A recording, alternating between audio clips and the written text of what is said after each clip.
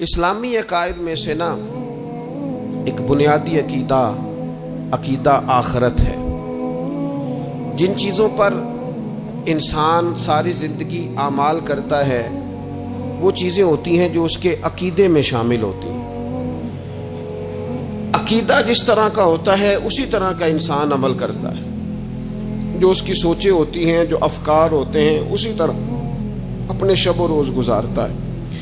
جن لوگوں کا عقیدہ آخرت مضبوط ہوتا ہے نا کہ ہم نے اللہ کی بارگاہ میں کھڑے ہونا ہے، ہم نے اس کی بارگاہ میں جا کے اپنے اعمال کا حساب دینا ہے، عقیدہ آخرت مضبوط ہو تو لازمی طور پر اعمال سنور جاتے ہیں۔ انسان جواب دہی کے تصور کے ساتھ اپنے معاملات زندگی کو بار بار صحیح کرنے کی کوشش کرتا ہے۔ عقیدہ آخرت اسلامی عقائد میں بنیادی فکر کا عقیدہ ہے، اساس ہے عقائد۔ اگر کسی شخص کا یہ خیال ہو جائے کہ میں بس یہی زندگی ہے، کھا لو پی لو موج کرو، تو ظاہر ہے وہ فنا کا نام جب رکھ لے گا زندگی کو اور وہ دوبارہ اٹھنے کا قائل ہی نہیں ہوگا تو وہ تو کسی قانون کا پابند ہی نہیں رہے گا، وہ تو کسی چیز کی پابندی نہیں کرے گا، کسی چیز سے پرہیز نہیں کرے گا، من چاہی زندگی گزارے گا۔ عقیدہ آخرت، اللہ کی بارگاہ میں کھڑا ہونے کا تصور، یہ انسان کو سوار دیتا ہے۔ یہ ایک ایسا مراقبہ ہے جو تزکیہ نفس کر دیتا ہے، انسان کا باطن سنور جاتا ہے، اخلاقیات میں تبدیلی آتی ہے۔ پھر کوئی کیمرہ بھی نہ لگا ہو نا، کوئی بھی نہ دیکھ رہا ہو تو بندہ پھر بھی نیک ہو جاتا ہے، کیونکہ اس کا خیال ہوتا ہے میرا رب مجھے دیکھ رہا ہے، صبح قیامت میں اپنے رب کی بارگاہ میں کھڑا کیا جاؤں۔ تو عقیدہ آخرت کی مضبوطی، اس تصور کا مضبوط ہونا امت مسلمہ کے لیے نہایت ہی ضروری ہے۔ آپ دیکھیے قرآن مجید فرقان حمید ہماری توجہ دلاتا ہے، اور سورۃ القیامہ کے اندر اللہ کریم نے ارشاد فرمایا ایحسب الانسان، کیا آدمی اس گھمنڈ میں ہے، کیا انسان کا یہ خیال ہے ان یترک سدی، کہ اسے آزاد چھوڑ دیا جائے گا، اس سے پوچھا نہیں جائے گا؟ کیا انسان یہ سمجھتا ہے اس سے کوئی سوال؟ ایحسب الانسان، کیا انسان اس گمان میں ہے، اس گمانڈ میں ہے ان یترک سدی، اسے آزاد چھوڑ دیا جائے گا، کوئی پوچھنے والا نہیں ہوگا؟ اسے آزاد نہیں چھوڑا جائے گا، اس پر پابندیاں ہیں، اس پر کچھ قیود ہیں، اسے کچھ حدود بتائی گئی ہیں، اسے ایک دائرہ کار دیا گیا ہے، اسے بتایا گیا ہے کہ یہ حلال ہے، یہ حرام ہے، یہ تیرے لیے جائز ہے، یہ تیرے لیے جائز نہیں ہے۔ اس چیز کی حد تک تو آگے بڑھ سکتا ہے، یہاں سے اس لائن کو تو کراس نہیں کر سکتا، اس پر پابندیاں ہیں، ان پابندیوں کے بیچ رہ کے وہ زندگی گزارے گا۔ اور یہ بھی یاد رکھے، یہ آیت ایک دوسرا معنی یہ دیتی ہے کہ یہ مت سمجھے کہ صبح قیامت اسے چھوڑ دیا جائے گا، اس سے پوچھا جائے گا، اس سے سوال کیا جائے گا۔ اللہ کی بارگاہ میں جب یہ کھڑا ہوگا تو اسے اپنے اعمال کا حساب دینا ہوگا۔ لازمی طور پر ایک عدالت صبح قیامت لگے گی، جس عدالت میں مجرم پیش ہوں گے، انہیں اپنے جرموں کا حساب دینا ہے، ظالموں کو کھڑا کیا جائے گا، ان سے ان کے ظلم کے بارے میں باز پرس ہوگا۔ تو لازمی طور پر عقیدہ آخرت کی مضبوطی انسان کو مضبوط کرتی ہے، اس کے اعمال پر پیرے بیٹھ جاتے ہیں، وہ پھونک پھونک کر قدم رکھتا ہے، سوچ کر جملے بولتا ہے، وہ کوئی بھی معاملہ کرتا ہے تو اس میں اس کا خیال ہوتا ہے کہ میں نے دنیا سے چلے جانا ہے، میرے پاس پتہ نہیں کتنا وقت بچا ہے، لہٰذا مجھے آخرت میں پیش ہونا ہے اپنے معاملات کی آسانی کے لیے، وہاں کی آسانی کے لیے میں یہاں تھوڑا سوچ سمجھ کے چلوں۔ رب فرماتا ہے تجھے ایسے ہی آزاد نہیں چھوڑا جائے گا، آزاد پنچھیوں جیسی زندگی نہ گزار، صبح قیامت کے معاملات کو پیش نظر رکھ، اس پر غور کر۔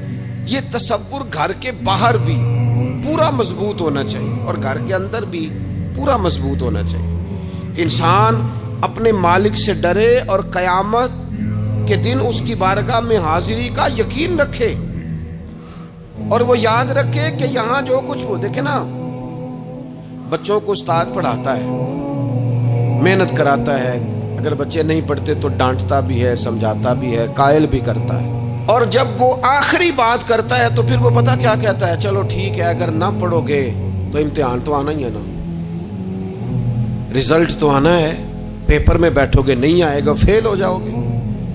یہ لاسٹ پر یہ بات ضرور ہوتی ہے، اور یہ امتحان دینے کا تصور اور امتحانی سینٹر میں جانے کا خیال طالب علم کو مجبور کرتا ہے کہ میں اسباق تیار کروں، میں بار بار اس پر غور کروں، میں کتاب کو سمجھوں، میں اس کو حل کروں چیزوں کو، تاکہ جب میں مرکز میں جاؤں پرچہ دینے کے لیے امتحانی سینٹر میں تو پھر مجھے پریشانی کوئی نہ ہو۔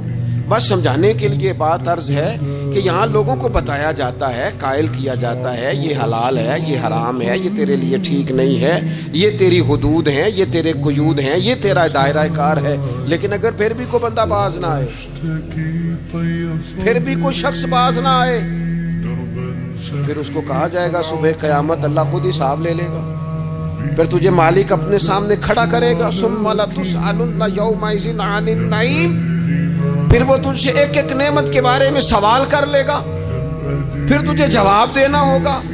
تو اس تصور کو اپنی زندگی میں لاگو کریں کہ ہم نے مرنا ہے، اللہ کی بارگاہ میں جان، اس تصور کو پوری طور پر طاری کریں اپنے ذہنوں میں۔ یہ جو رسمی سی بات ہے نا، پتہ نہیں کب چلے جانا ہے، جو جانے والے ہوتے ہیں ان کی کوئی تیاری بھی ہوتی ہے۔ جن کو پتہ ہوتا ہے نا وہ رمضان المبارک میں نا کئی دفعہ ایسا ہوتا ہے کہ ٹکٹیں نہیں مل رہی ہوتی اور عمرے کے ویزے لگ چکے ہوتے ہیں، تو ایجنٹ کہہ دیتے ہیں جانے والوں کو کہ تیاری رکھنا، کسی وقت بھی میرا فون آ جائے گا۔ تو لوگوں نے بیگ باندھ لیے ہوتے ہیں، سامان تیار کر لیا ہوتا ہے، سارے انتظامات کر کے رکھے، کیوں کہ پتہ نہیں کس وقت بلاوا آ جائے گا۔ تو روز کہتا ہے پتہ نہیں اللہ کی جانب سے کس وقت بلاوا آ جائے گا۔ پھر اپنی تیاری بھی تو یار کچھ بتانا، میں بھی بتاؤں، آپ بھی بتائیں۔ پھر ہم اپنے آپ سے یہ بھی تو سوال کریں نا کہ جہاں اچانک جانا پڑے اس کے لیے تیاری ہوتی ہے، ہماری تیاری کیا ہے؟ اگر اچانک جانے پڑے اس کی بارگاہ میں کیا تیاری؟ روز دیکھ رہے ہیں نا، کچھ لوگ روڈ پہ چڑھے تھے پہنچ نہیں سکے، ہاسپٹل گئے تھے پہنچ نہیں سکے، کچھ لوگ کسی فیلڈ میں کام کر رہے تھے، ڈگری نہیں مل سکی، جا ہی نہیں سکے، وقت آ گیا۔ تو اگر وہ ٹائم آ جاتا ہے اس کی بارگاہ میں حاضر ہونا پڑ جاتا ہے، تیاری کیا ہے؟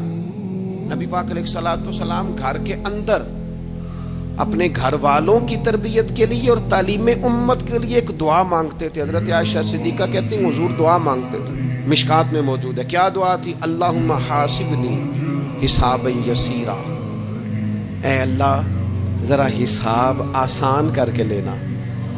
یہ حضور تعلیم امت کے لیے دعا مانگ، اللہ حساب ذرا آسان کر کے لیجیے، مالک کرم فرمانا۔ حضرت عائشہ صدیقہ رضی اللہ تعالیٰ عنہ ارشاد فرماتی ہے، میں نے عرض کیا یا رسول اللہ صلی اللہ تعالیٰ علیہ وسلم یہ آسان حساب کا کیا مطلب ہے؟ تو حضور فرمانے لگے عائشہ آسان حساب کا مطلب یہ ہے کہ رب کریم بندے کے نامہ اعمال پر نظر ڈالے گا اور پھر اللہ تبارک و تعالیٰ اس سے درگزر فرما دے گا۔ یہ آسان حساب ہے، پتہ مالک کو ہے اس نے کیا کیا ہے، پر کریم ہے نا۔ عدل کریں تے تھر تھر کمبن، اچھیاں شانہ والے تے جے فضل کریں تے پھر بخشے جامن میرے جے منہ کالے، نظر کرے گا پھر معاف فرما دے گا۔ اور حضور فرماتے عائشہ یاد رکھو جس سے اس نے حساب لیا وہ پھر بڑی مشکل میں آ جائے گا، اس کے لیے مشکل ہو۔ اللہم حاسبنی حسابا یسیرا، اے اللہ تو حساب ذرا آسان کر کے لینا، ذرا آسان کر کے۔ اس لیے تعلیم امت کے لیے کہ امت کے دل میں خیال پیدا ہو کہ حساب دینا ہے، تو نے حساب دینا ہے، تو نے اپنے مال کا حساب دینا ہے، تو نے اپنے لفظوں کا حساب دینا ہے، تو نے معاملات کا حساب دینا ہے۔ تو جس کرسی پہ بیٹھا ہے، تو کلرک ہے یا صدر ہے، تو نے اپنی اس نشست کا حساب دینا۔ تو استاد ہے یا پیر طریقت ہے، تو مؤذن ہے یا خطیب ہے، تو جو بھی ہے تو نے حساب دینا ہے۔ تجھے تیرے منصب کے بارے میں پوچھا جائے گا، تجھے تیرے عہدے کے بارے میں پوچھا جائے گا، تجھے اپنی ذمہ داریوں کے بارے میں حساب دینا، اللہ کی بارگاہ میں تمہیں جا کے بتانا ہے کہ تم نے کیا اعمال کیے۔ اس تصور کو پکا کریں اپنی، یہ تصور کتنا کو پکا ہونا چاہیے، دنیا کیا ہے اور آخرت کیا ہے۔ ہمارے ہاں لوگوں نے بہت بڑا لمبا چوڑا دنیا کا تصور بنا لیا، کارے جہاں دراز ہے، لمبا تصور، دنیا داری کے لیے لمبی منصوبہ بندی، دور دور تک میں نے یہ کرنا ہے، پھر میں نے یہ کرنا ہے، پھر اس کے بعد انشاءاللہ یہ کر دینا۔ یہ تو آپ نے 300 سال کی پلاننگ بتا دی ہے، یہ تو 300 سال کی پلاننگ بتائی۔ کیا بتائیں تجھے اے باپ، کیا کارہائے نمایاں کر گئے، BA کیا, نوکر ہوئے, پینشن ملی, پھر مر گئے. زندگی تو اتنی سی ہے, اتنی لمبی منصوبہ بندی, اس میں آخرت کہاں ہے؟ اس میں اگر کسی مقام پر رب کی بارگاہ میں حاضر ہونا ہے تو وہ کہاں ہے؟ جو مرنے والے لوگ ہوتے ہیں ان کا تو جینا کچھ اور طرح کا ہوتا ہے, جن کو جانا ہوتا ہے ان کا رہنا تو کچھ اور طرح کا ہوتا ہے, جن کو کسی جگہ منتقل ہونا ہوتا ہے, جو عارضی مکانوں میں رہتے ہیں ان کا رہن سہن تو ذرا اور طرح کا ہوتا ہے. لیکن جو ہمارا انداز ہے, جو ہمارا رہن سہن ہے, جو ہمارا طریقہ کار ہے, وہ تو مستقل رہنے کا ہے. وہ تو لگتا ہے کہ کبھی چھوڑنے والے نہیں ہیں. اس میں تو کوئی ایسی چیز نظر نہیں آتی کہ جس میں ہم محسوس کریں کہ ہم نے چھوڑ کے جانا ہے. لیکن نبی پاک علیہ السلام نے جس دنیا کو ہم بہت بڑی دنیا سمجھتے ہیں, حضور نے اس کی مثال کیا دی؟ صحیح مسلم کی حدیث ہے. دیکھیں کتنا کھول کر اور کتنا آسان کر کے رسول پاک ہمیں بات سمجھاتے ہیں. دنیا کیا ہے, آخرت کیا ہے, یہ والی زندگی کیا ہے, آخرت کی زندگی کیا, بالکل کھول کر واضح کر کے نبی پاک علیہ الصلوۃ والسلام فرمانے لگے دنیا اور آخرت کی مثال اس طرح ہے جس طرح دریا بہ رہا ہو اور کوئی آدمی اس میں انگلی ڈبوئے, جتنا پانی اس کی انگلی کو لگ گیا یہ دنیا ہے, اور جو باقی ٹھاٹھے مارتا دریا پیچھے ہے, سمندر پیچھے ہے, وہ سارا آخرت ہے. یہ اتنی سی دنیا ہے, یہ صحیح مسلم میں موجود ہے. اتنی سی دنیا کے لیے اتنے پاپڑ بیلنا, اتنی سی دنیا کے لیے اتنے ظلم کرنا, اتنی سی دنیا کے لیے اتنے حق ضائع کرنا, اتنی سی دنیا کے لیے اتنے لوگوں کے دل توڑنا, اتنے حقوق پہ ڈاکہ ڈالنا, اتنا جبر کرنا, لوگوں کا مال کھانا, لوگوں کو تکلیف دینا, عزتیں اچھالنا, اتنی سی دنیا کے لیے. حضور فرمانے لگے اتنی سی ہے یہ دنیا, جتنا انگلی کو پانی لگ گیا ہے وہ جنت, جو نری جنت نہیں خدا کا فضل ہے, جو اللہ کی عطا ہے اپنے بندوں کے لیے. میرے کریم فرمانے لگے اس جنت میں وہ نعمتیں ہیں نہ کسی آنکھ نے دیکھی, نہ کسی کان نے سنی, نہ تمہارے دل پر کبھی خیال ہی گزرا ہوگا کہ ہمارا رب ہمیں یہ عطا فرمانے والا ہے. تھوڑا سا نا 24 گھنٹوں میں کچھ ٹائم اپنی آخرت کے لیے, اپنے سارے معاملات کو مرتب کرتے ہوئے کچھ زندگی کے کام اپنی آخرت کے. آپ یقین کریں بچوں سے لے کر بڑوں تک, ان پڑھ سے لے کر پڑھے لکھے تک, ہم نے جس کو اپنے مزاج کے مطابق کم فہم سمجھا اس سے لے کر دانشور تک دوڑ لگ گئی دنیا جمع کرنے کی. وہ ایک سوچ حضرت سلطان باہو رحمت اللہ علیہ فرمانے لگے, ہزاروں لوگ ان کی خدمت میں آیا کرتے تھے تو کہتے ہیں رب دا طالب کوئی نہیں ملیا, اتنے جو ملے ہے طالب زردہ, یہ تو دعا کرانے آئے ہیں کہ میرا کاروبار نہیں چلتا, یہ تو دعا کرانے آئے ہیں کہ جناب وہ میرا جو ہے وہ فلانا کیس سلجھ گیا. رب دا طالب کوئی نہ ملے. کوئی ایسا تو آتا جو کہتا میری اس سے ملاقات کرا دے, کوئی طریقہ بتائے مالک معرفت کیسے دیتا ہے. کوئی تو ایسا آتا جو کہتا کہ آؤ نہ کچھ باتیں درد کی کریں, کچھ عشق رسول کی تم کرو, کچھ محبت مصطفیٰ کی میں کروں. کچھ ایسے آتے جو کہتے آؤ نہ کوئی ذکر چھیڑے صدیق اکبر کا, کوئی بات کریں سیدنا فاروق اعظم کی, کچھ تذکرے ہو جائیں عثمان غنی کے, تھوڑی دیر ہو نہ جائے مولا علی کا تذکرہ. کچھ لوگ ہوتے نا ایسے جو اس طرح کے ہوتے, لیکن وہ ہر وقت دنیا داری, ہر وقت. اچھا کہیں اکتاتے بھی ہیں نا, تھک گئے کاروبار کر کر کے, کہیں اکتاتے بھی ہیں تو کرتے کیا ہیں, سیر کرنے چلے جاتے ہیں. میں جی بور ہو گیا ہوں کام کرتے کرتے, چلو میں اب ٹھنڈے علاقے میں چلتا ہوں. کبھی تو ایسا ہونا تو کہے میں نے بچوں کو بھی وقت دیا ہے, دوستوں کو بھی دیا ہے, یاروں کو بھی دیا ہے, صحت کو بھی دیا ہے, میں نے ٹائم اپنے شوق کو بھی دیا ہے, اب میں کسی کو ٹائم نہیں دوں گا, یہ چند گھنٹے میں صرف رب رسول کی بارگاہ میں حاضری دوں گا. تو ذرا جم کے قرآن پاک پڑھے, تو ذرا ذوق سے درود پاک پڑھے, تو ذرا شوق سے میرے محبوب کی نعت سنے, تو سارا زمانہ بھول جائے اور تو رج رج کے دعا مانگے اپنے رب کی بارگاہ میں, اپنی پریشانیاں عرض کرے, اپنے اندر کی کیفیت بیان کرے. دل جو سخت ہو گیا ہے, ذہن جو سخت ہو گیا ہے, جو طبیعت میں وہ نورانیت نہیں آ رہی, اس کی تو بات کرے. تو اپنے رب کی بارگاہ میں معافی کا سوال کرے، تو اس سے قیامت کے دن درگزر کرنے کے لیے عرض کرے، کچھ تو ایسا ٹائم نکلے۔ لیکن دوستو ہم تو بالکل الجھتے ہی جا رہے ہیں۔ وہ معاملات زندگی ہیں کہ ختم ہی نہیں ہو رہے، شوق ہے کہ ختم ہی نہیں ہو رہے، باتیں ہیں کہ بڑھتی چلی جا رہی۔ دور گزر گیا جب لوگ کہتے تھے کہ کوئی درود پاک بتائیں جس سے سرکار راضی ہو۔ ایک کی مسئلہ ہے کام نہیں چلتا۔ ایک صاحب آئے، کام نہیں چلتا، میں نے کہا سورہ واقعہ پڑھا کریں، کہتے ہیں حضرت میں بڑی دیر سے پڑھ رہا ہوں۔ میں نے کہا چلیں کچھ صدقات دے کے دیکھ لیں، کہنے لگے بڑی دیر سے دے رہا ہوں۔ میں نے انہیں ایک اور وظیفہ بتایا، کہنے لگے یہ بھی مجھے کسی نے بتایا تھا، بڑی دیر سے کر رہا ہوں۔ تو میں نے انہیں کہا پھر میری ایک ناقص رائے یہ ہے کہ سارا کچھ کرنے کے بعد اگر ابھی تک پھر بھی آپ سمجھ رہے ہیں نا آپ کی مرضی کے مطابق آپ پر دروازے نہیں کھل رہے، پھر آپ صبر کریں، جو میرا رب چاہتا ہو اس پہ راضی رہ کے دیکھیں، پھر ذرا راضی رہ کے دیکھیں، پھر دیکھیں کہ مالک کا فیصلہ کیا ہے۔ وہ آپ کے حق میں کوئی رحمت والا فیصلہ ہی فرمائے گا، پھر ذرا انتظار کر کے دیکھیں، پھر ذرا صبر کر کے دیکھیں۔ پھر وہ کہتا وبشر الصابرین، محبوب یہ جنہوں نے صبر کیا ہے انہیں میری رحمت کی خوشخبری سنا دو۔ پھر وہ کہتا ہے باقیوں کے پاس مال ہوگا، دولت ہوگی، اقتدار ہوگا، بڑا کچھ ہوگا، ان اللہ مع الصابرین، صبر کرنے والوں کے ساتھ رب کریم ہوگا۔ پھر ذرا ٹھہر ہی جائیں، پھر تھوڑا حوصلہ ہی کر لیں، پھر اس کے فیصلے کا ذرا انتظار کر کے دیکھیں۔ ہم نا من چاہیے زندگی کے پیچھے پریشان ہیں اپنی آخرت کے، پر آخرت کرتی کیا ہے؟ جب آپ کا آخرت پر یقین پکا ہو جاتا ہے نا، پھر لازمی طور پر انسان کے اعمال سنورتے ہیں۔ آپ یقین کریں سنورتے ہیں، 100% سنورتے ہیں۔ آپ آخرت پر جتنا یقین، حضرت عمر کا آخرت پر یقین پکا تھا نا، دنیا میں مکان ہی کوئی نہیں بنایا، پکا تھا۔ سیدنا مولا علی شیر خدا امیر المومنین بھی ہو گئے تو طامت پھر بھی پھٹی ہوئی تھی، پکا یقین تھا نا کہ اللہ نے ہمارے لیے آگے بڑی نعمتیں تیار کی ہوئی ہیں۔ حضور نے آ کے فرمایا تھا نا کہ عمر میں تیرا گھر دیکھ آیا ہوں جنت میں، یقین پکا تھا نا بڑا کچھ ملنے والا ہے۔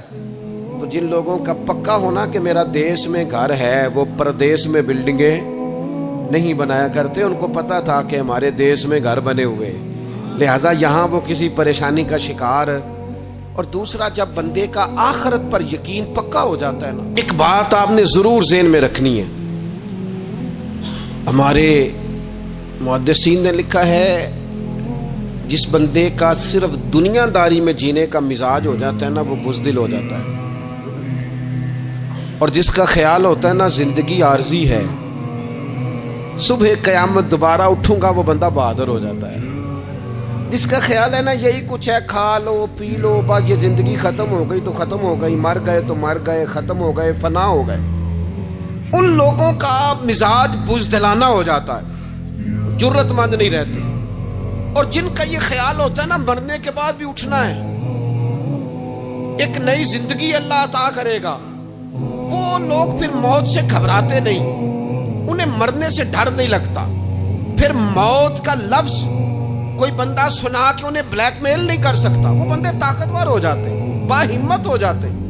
حضرت جابر بن عبداللہ فرماتے ہیں، بخاری میں حدیث ہے، فرماتے ہیں ایک احد والے دن ایک صحابی کھجور کھا رہے تھے، تو کھجور کھاتے کھاتے انہوں نے نبی پاک صلی اللہ تعالی علیہ وسلم کی خدمت میں عرض کی، حضور اگر میں آج شہید ہو جاؤں تو کہاں جاؤں گا؟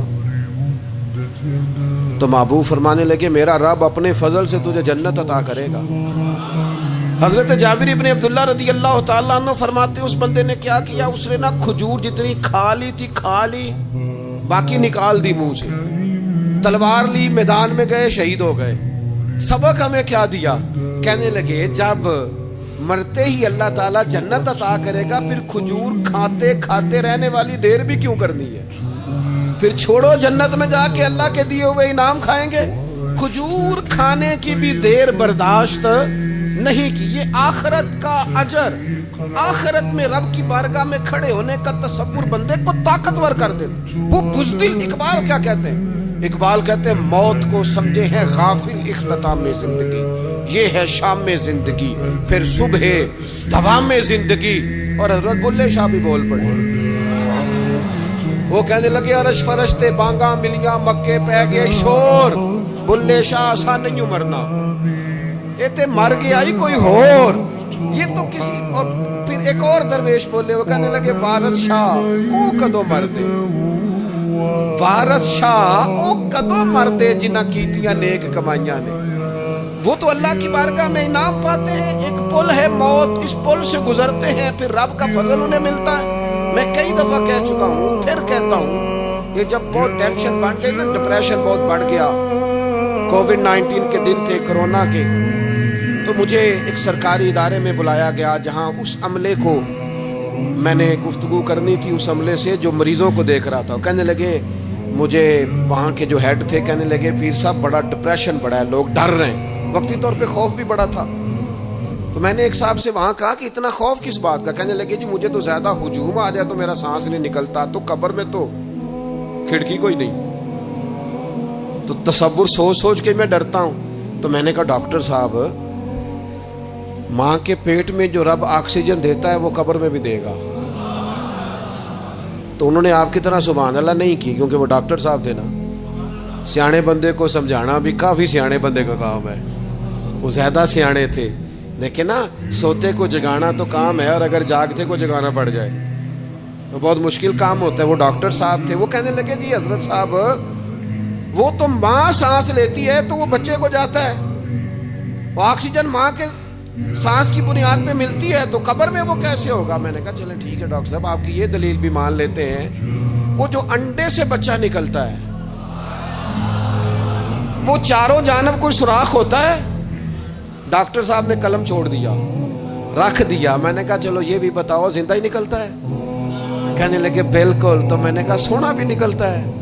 کہنے لگے بڑا ہی پیارا ہوتا ہے. میں نے کہا انشاءاللہ جب ہم قبروں سے نکلیں گے، مصطفیٰ کا صدقہ، یوم نحشر المتقین الی الرحمن وفدا، رب کہتا ہے تم جب نکلو گے نا قبروں سے، متقی مومن جب نکلیں گے تو رب کی بارگاہ میں مہمان بنا کر پیش کیے جائیں گے.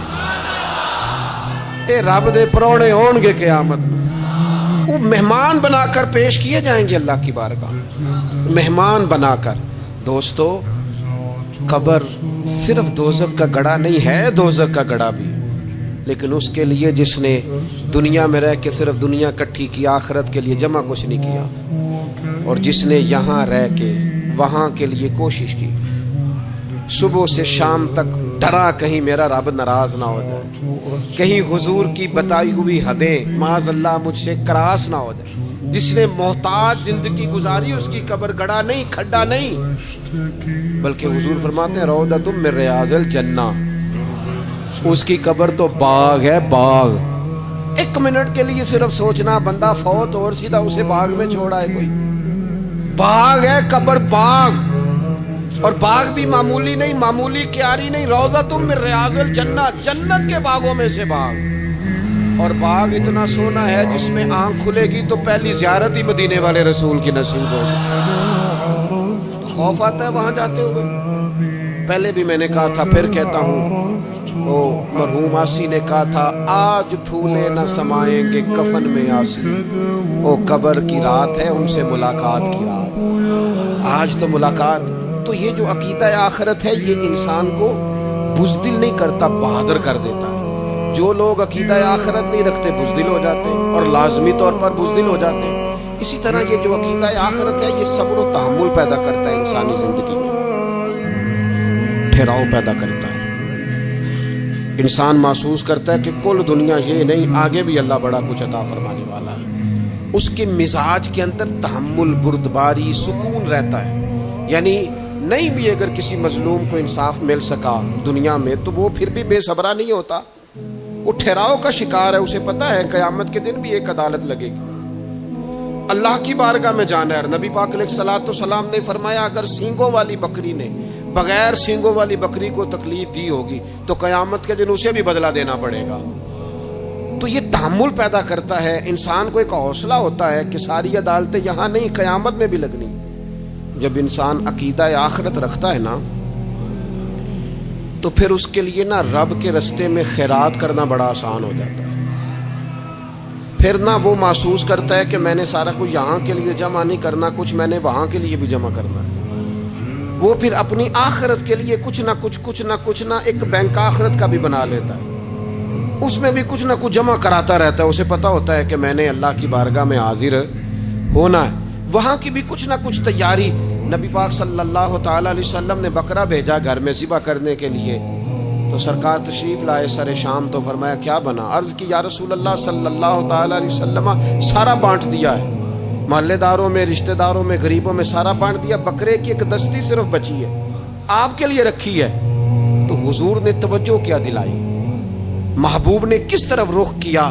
حضور فرمانے لگے اپنے اہل خانہ سے، ازواج مطہرات سے، کریم فرمانے لگے عائشہ وہ جو تم نے بانٹ دیا ہے نا وہ سارا ہی بچ گیا ہے، وہ سارا ذخیرہ ہو گیا، وہ جمع ہو گیا ہے آخرت کے لیے، وہ ہمارے پاس بچ گیا۔ یہ جو تم سمجھتے ہو نا یہ بچا کے رکھا ہے، یہ تو ہم استعمال کر لیں گے، وہ ہم نے سیو کر لیا ہے، وہ بچ گیا ہے۔ حضرت ابو ذر غفاری رضی اللہ تعالیٰ عنہ اپنے خادم سے کہنے لگے کہ مجھے پتا چلا ہے یہاں فلاں جگہ کچھ غریب لوگ آئے ہیں، تو اس طرح کرنا، جو اچھا اونٹ ہے نا میرے اونٹوں میں سے، اچھا اونٹ وہ ذبح کر کے نا تو ان سارے گھروں میں تقسیم کر دو، جتنا گوشت وہاں بھیجو گے اتنا ہی میرے گھر میں بھی بھیج دینا۔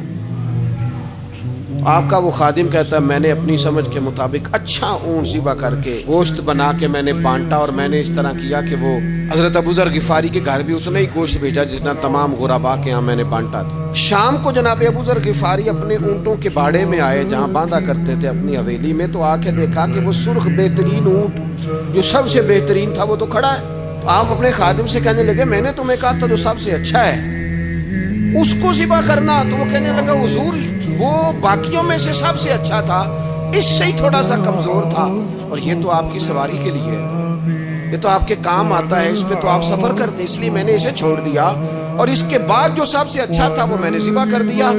حضرت ابو ذر غفاری فرمانے لگے تو شاید سمجھا نہیں، میں اسے بھی سواری کے لیے رکھنا چاہتا تھا پر اپنی آخرت کی سواری کے لیے، میرا دل تھا وہ جو آخرت میں سفر کرنا ہے نا، دشوار گزار گھاٹیاں ہیں، ان گھاٹیوں کے لیے وہ اونٹ میرے کام آ جائے گا، لہذا میں نے تجھے کہا تھا جو سب سے بہتر ہو وہ دے دینا تاکہ ذرا میری آخرت کی سواری بن جائے، تاکہ میں ذخیرہ کر لوں۔ بڑا دیا بال بچوں کو، بڑا دیا بہن بھائیوں کو، بڑا دیا دوست احباب کو، بڑے قرضے دیے ادھر ادھر، لیکن ساری زندگی دیے، ایک موقع پر صرف آپ نے کسی کو انکار کیا نہ، ایک موقع پر، تو وہ پچھلے جو 99 دفعہ آپ نے دیا ہوتا ہے وہ اس کا بھی منکر ہو جاتا ہے، وہ کہتا ہے تو نے کدی کام ہی نہیں آیا، وہ تو نے تو میری امید ہی توڑ دی، وہ سارے شکوے ساری زندگی کہاں خرچ کر دی بلا، کس مقام پر۔ اور یہاں حال یہ ہے کہ حضور فرماتے ہیں جب تو صدقہ دیتا ہے تو رب اسے اپنے دستے قدرت میں لیتا ہے، اور اس طرح تمہارے صدقے کو پالتا ہے جس طرح تم اپنے گھر میں بچڑا نہیں پالتے، اس طرح صبح قیامت تمہیں وہ نتیجے کے طور پر پلا ہوا صدقہ ملے گا۔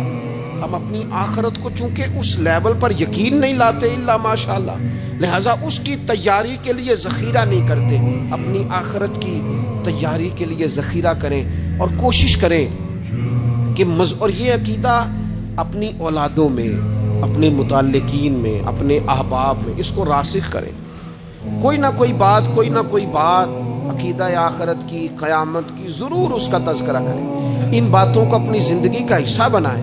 اگر عقیدہ آخرت نہ ہو تو دنیا کی ساری چیزیں ویسے ہی لوگوں کو عجیب لگنے لگ جائیں، اگر کوئی قیامت ہی قائم نہ ہو تو مظلوم رہ گیا، ظالم نے تو پھر ظلم ہی کمایا، وہ تو پھر دندناتا پھرے گا۔ تو رب کہتا ہے اَيَحْسَبُ الْإِنسَانُ أَن يُتْرَكَ سُدًى، کیا انسان سمجھتا ہے کہ اسے یوں ہی چھوڑ دیا جائے گا، کوئی اسے آزاد ہی چھوڑ دیا جائے گا، کچھ پوچھا ہی نہیں جائے گا؟ صبح قیامت سوال ہوں گے، رب کی بارگاہ میں حاضری ہوگی، اللہ کے حضور سوالات کے جواب دینے ہوں گے، لہٰذا اپنی زندگی کے اعمال کو مرتب کرتے وقت، کوئی بھی کام کرتے وقت ایک تصور ضرور ذہن میں رکھیں کہ مجھے صبح قیامت اس کا حساب دینا ہے۔ یہ جو جواب دہی کا تصور ہوتا ہے یہ انسان پر پہرے دار ہوتا ہے، یہ اس کو مضبوط کرتا ہے، اس کی عقیدے کی بنیادیں اس کے عمل کو طاقتور کر دیتی ہیں، لہٰذا عقیدہ آخرت اپنے بچوں میں، آنے والی نسلوں میں، آپ دیکھیں حضور نے یہ عقیدہ آخرت مضبوط کر دیا تھا نا، تو پھر سیدہ فاطمہ الزہرا نے کچے مکان میں ساری زندگی گزاری، پھر محبوب پاک نے دیکھا کہ وہ بال اونٹ کے بالوں کی بنی ہوئی چادر اوڑھ کے چکی پیس رہی ہیں، تو محبوب نے یہ نہیں فرمایا کہ اللہ آسانی کر دے گا، اچھا وقت آ جائے گا، تو فکر نہ کرنا، یہ مشکل نہ۔ محبوب کریم نے فرمایا فاطمہ دنیا میں تھوڑی مشقت برداشت کرو، اللہ آخرت کی ساری سعادتیں آپ کو ہی عطا فرمائے گا۔ گویا کریم نے فرمایا آپ کو یوں ہی زندگی گزارنی ہے، یہی طرز رکھنی ہے، اسی طرح ہی آپ کو وقت گزارنا ہے، جو آرام کا وقت ہے وہ اللہ تعالیٰ جنت میں عطا کرے گا۔ عقیدہ آخرت کی مضبوطی تھوڑا سا، ہمارے ایک بڑے قریبی دوست تھے، بڑا میرا ان سے پیار تھا، 34.5 سال عمر، خود ہارٹ اسپیشلسٹ ڈاکٹر، لیکن یہ پچھلے ہفتے وہ مریضوں کو چیک کر کے نیچے آ کے دفتر میں بیٹھے۔ ایک تو لوگ کہتے ہیں نا ہسپتال پہنچ جاتا تو شاید بچ جاتا، تو ہاسپٹل کے اندر ہی تھے، اور ابھی چڑھتی جوانی 34-35 سال عمر۔ لیکن کمال یہ تھا کہ میرے جیسے کئی لوگوں نے بھی آنسو اس لیے بہائے کہ اتنی چڑھتی جوانی میں اتنے خوبصورت ماحول کے اندر بھی انہوں نے مزاج خیر خواہی کا بنایا ہوا تھا، ہر شخص سے حسن کلام اور رب رسول کی طرف اپنا لگاؤ، نماز کی پابندی، جب بھی حال پوچھنا تو کہتے تھے اللہ اور اس کے رسول کا فضل ہے۔